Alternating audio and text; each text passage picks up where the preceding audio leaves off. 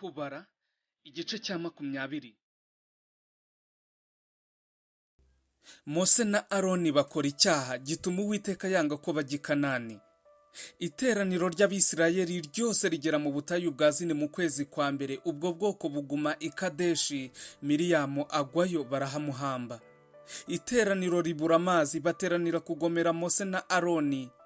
Abantu batonganya Mose baramubwira bati, iyaba twarapfuye ubwo bene bacu bapfiraga imbere y'Uwiteka. Kandi mwazaniye iki iteraniro ry'Uwiteka muri ubu butayu ngo dupfiremo n'amatungo yacu? Mwadukuriye iki muri Egiputa mukatuzana aha hantu habi? Si ahantu habibwa, si ahantu hamera imitini cyangwa imizabibu cyangwa amakomamanga, kandi ntihagira amazi yo kunywa.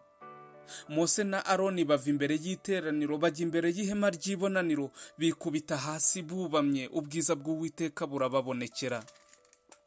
Uwiteka abwira Mose ati, enda ya nkoni wowe na Aroni mwene so muteranye iteraniro, mubwirire igitare mu maso yabo kivusha amazi yacyo. Ubakurire amazi muri icyo gitare, aba ariko uhiteraniro n'amatungo yaryo amazi yo kunywa. Mose yenda iyo nkoni ayikuye imbere y'Uwiteka uko yamutegetse. Mose na Aroni bateraniriza iteraniro imbere y'icyo gitare. Mose arababwira ati, nimwumve mwabagome mwe, muri iki gitare twabakuriramo amazi? Mose amanika ukuboko akubita icyo gitare inkoni ye kabiri, kivusha amazi menshi, iteraniro riranywa ryuhira n'amatungo yaryo. Uwiteka abwira Mose na Aroni ati, kuko mutanyizeye ngo mwerekanire kwera kwanjye mu maso y'Abisirayeli, ntimuzajyanira iteraniro mu gihugu mbahaye.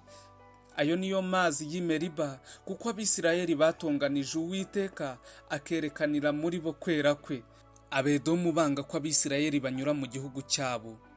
Mose ari i Kadeshi atuma intumwa ku mwami wa Edomu ati, Isirayeli mwene so arakubwira ati, uzi imiruho twabonye yose. Ba sogokuruza baramanutse bajya muri Egiputa, tumarayo igihe kirekire. Abanyegiputa batugirira nabi, bayigirira na ba sogokuruza.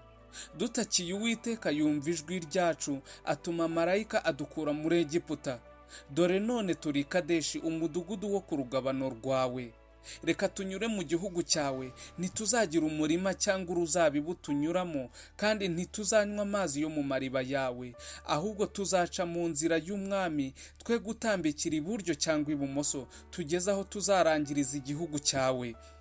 Umwami wa Edomu aramusubiza ati, ntuzanyura mu gihugu cyanjye, nagusanganiza inkota. Abisirayeli baramubwira bati, tuzaca mu nzira nini, kandi twebwe n'amatungo yacu nitunywa amazi yawe tuzakwishyura icyo uzacira.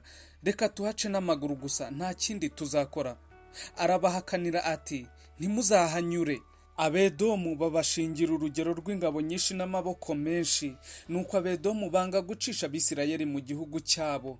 Nicyo cyatumye Abisirayeli bahindukira bakahareka. Aroni arapfa. Bahaguruka i Kadeshi, iteraniro ry'Abisirayeli ryose rigera ku musozi Hori. Uwiteka abwira Mose na Aroni ku musozi Hori uri ku rugabano rw'igihugu cya Edomu ati, Aroni agiye gusanga ubwoko bwe, kuko atazajya mu gihugu nahaye Abisirayeli ubwo mwagomereye itegeko ryanjye ku mazi y'i Meriba. Jyana Aroni na Eleyazari umwana we ubazamura umusozi Hori, wambure Aroni imyambaro ye, uyambike Eleyazari umwana we, maze Aroni ari bupfireyo asanga ubwoko bwe. Mose abigenza uko Uwiteka yamutegetse, bazamuka uwo musozi Hori, iteraniro ryose ribareba. Mose yambura Aroni imyambaro ye, ayambika Eleyazari umwana we. Aroni apfira aho mu mpinga y'uwo musozi. Mose na Eleyazari barawumanuka. Iteraniro ryose ribonye yuko Aroni yapfuye, inzu ya Isirayeli yose imara iminsi 30 iririra Aroni.